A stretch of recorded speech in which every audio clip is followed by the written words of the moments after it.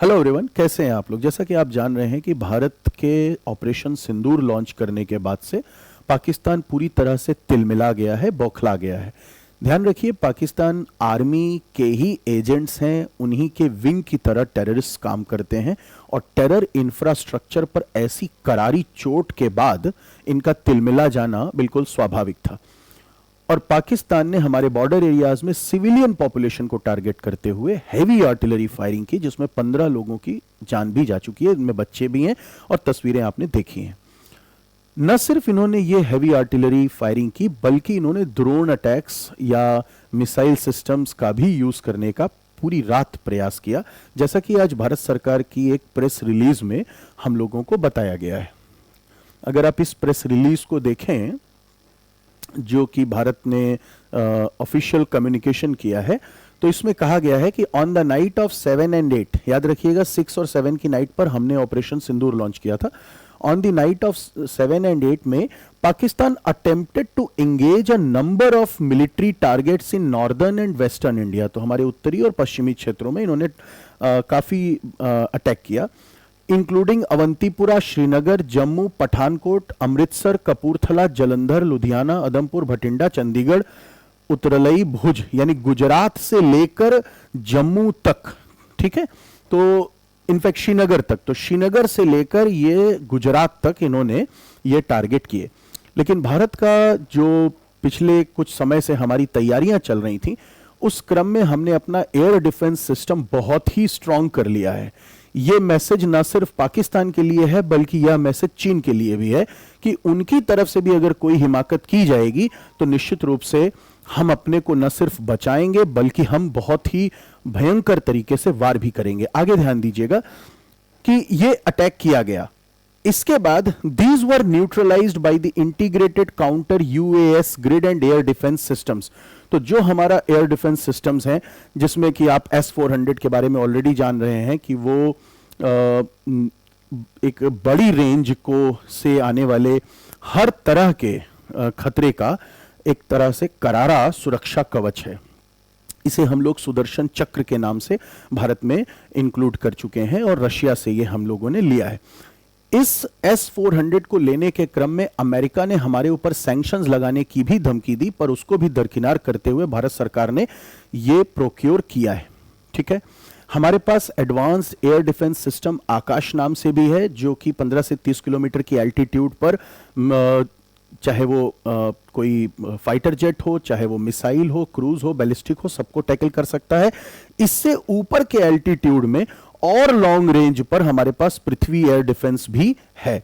तो पृथ्वी air defence है, आकाश air defence systems हैं और S-400 भी हमने रशिया से प्रोक्योर किया है। तो ये मान के चलें कि भारत का ये जो आयरन डोम है, इजराइल के आयरन डोम के बारे में हम लोग बहुत अच्छे से वाकिफ हैं। आपने बहुत सा इजराइल पैलेस्टीन जो अभी संघर्ष चला है उसमें इसको देखा भी है ऑपरेट करते हुए। इससे भी और बेहतर है, क्योंकि इजराइल का जो डिफेंस सिस्टम है वो 70 किलोमीटर की रेंज के लिए है और उनका चूंकि आसपास के लिए ही वो डिजाइन ही है। भारत का एयर डिफेंस सिस्टम थोड़ा सा और बड़े लेवल पर खतरे को देखते हुए हम लोगों ने थोड़ा और बड़ी रेंज के लिए और हायर एल्टीट्यूड में टारगेट्स जो हमारे ऊपर खतरे हैं उनको न्यूट्रलाइज करने के लिए तैयार किया है। तो निश्चित रूप से इसने बहुत अच्छा काम किया और भारत की जनता बड़े आराम से सो रही थी रात में, किसी को कोई खतरा महसूस नहीं हुआ। ठीक है, जबकि भयंकर हमला किया गया था भारत पर। अब इसी का जवाब आज भारत ने दिन में दिया है, रात में नहीं दिया है, और पाकिस्तान की कई सिटीज को टारगेट किया गया है। और यह बात हम लोग अब खुद ही बता रहे हैं कि उसी तरह का हमला हमने किया है। और अभी तक में आप मान के चलो कि इनका लाहौर, ये देखिए लिखा है, today morning Indian arm forces targeted air defence radars and systems at a number of locations इन पाकिस्तान। तो इसमें लाहौर है, कराची है और भी कई सिटीज हैं, रावलपिंडी है। इनके कई सिटीज में हम लोगों ने अटैक किया अपने ड्रोन से। और हमारा ड्रोन, अभी हम लोगों ने इस्लामाबाद को टच नहीं किया है, ध्यान रखिएगा, वो पॉलिटिकल कैपिटल है। जबकि बाकी सारी इंपॉर्टेंट सिटीज पर इनके जो भी इनके डिफेंस सिस्टम्स हैं उनको हम लोगों ने पूरी तरह से तबाह कर दिया है। ठीक है, कौन से डिफेंस सिस्टम्स हैं?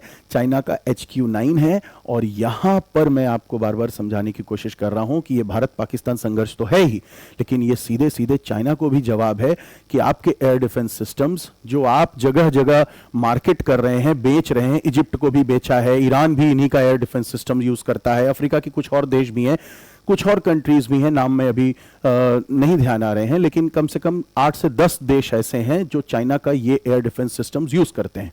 इसको ये मार्केट करते हैं कि सस्ता है औरों से और बहुत अच्छा काम करता है। कितना अच्छा काम करता है कि हम लोगों ने इनके एयर डिफेंस सिस्टम्स को ही डिस्ट्रॉय कर दिया है।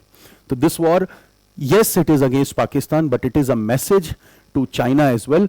और यहां से एक नए तरह से भारत अपने को रीपोजिशन करेगा कि हम अपने एयर डिफेंस सिस्टम्स को भी मार्केट कर सकते हैं और अपने जो हमारे मिसाइल्स हैं, हमारे गाइडेड सिस्टम्स हैं, उनको भी हम आगे से मार्केट करेंगे। अभी तो फिलहाल हम लोगों ने जो ये सारे टारगेट्स हिट किए हैं, इसमें हैमर मिसाइल है जो हम लोगों ने यूज किया है, ये इसका है फ्रांस से लिया है। हमने स्कैल्प मिसाइल ली है जो कि यूरोप की कई कंपनियों ने मिलकर, मतलब यूरोप का एक तरह से कंसोर्टियम है जो ये मिसाइल बनाता है। एक तरह का गाइडिंग सिस्टम आप समझिए, जिन गाइडिंग सिस्टम्स को यूज करके हैमर नाम से आप लोग ऑलरेडी परिचित हैं, कल परसों से चल रहा है ये। और अपने पास भी ब्रह्मोस है जो हम लोग रशिया के सहयोग से बनाए हैं।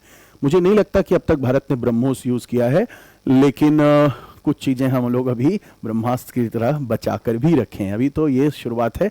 आशा करते हैं पाकिस्तान को जवाब मिल गया है। उनका पूरे पब्लिक में एक तरह का पैनिक स्ट्रिकन पब्लिक है, वो इस बात को अब रियलाइज कर रहे हैं कि व्यर्थ में हम लोगों ने एक बहुत बड़ा खतरा मोल ले लिया है अपने देश के लिए।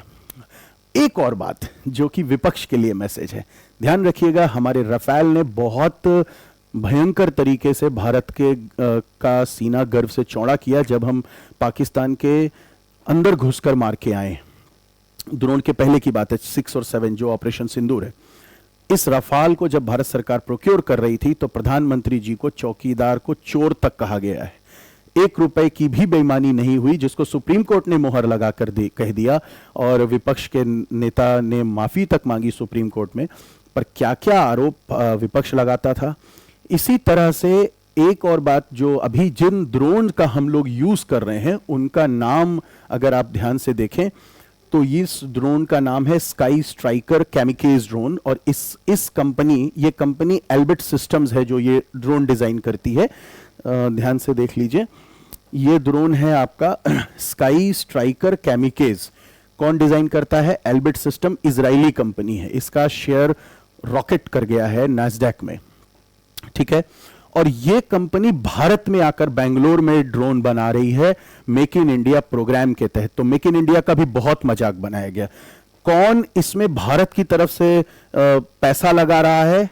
तो अदानी लगा रहा है, ठीक है। तो अदानी जी का यहां पर ये है alpha design technologies, now part of Adani group. तो अदानी ग्रुप की एक कंपनी है अल्फा डिजाइन टेक्नोलॉजीज जो कि एल्बिट सिस्टम के साथ कोलैबोरेट करके मेक इन इंडिया प्रोग्राम के अंतर्गत ये ड्रोन बना रही है। ड्रोन का नाम है स्काई स्ट्राइकर कैमिकेज, जिसने पूरे चाइनीज डिफेंस सिस्टम को कोलैप्स करवा दिया है। तो अब आप ये भी समझ रहे हैं कि क्यों अदानी को लेकर एक भारत का जो डीप स्टेट है वो क्यों इतना परेशान रहता है। क्योंकि इस कई जगह पर स्ट्रैटेजिक पोर्ट्स में इन्होंने इन्वेस्टमेंट किया है। और निश्चित रूप से यहाँ मैं कोई अदानी का शेयर होल्डर भी नहीं हूं, ना मेरे को कोई मतलब है, लेकिन कम से कम कोई राष्ट्र हित में काम करे तो कम से कम उसे अपमान ना सहना पड़े, इतना तो मैं मैसेज देना चाहता हूं। कम से कम भारत में के हित में काम करने वाले लोगों को अपमान ना करे उनका भारत, तो भी बहुत हम लोग आगे बढ़ सकते हैं। Thank you so much.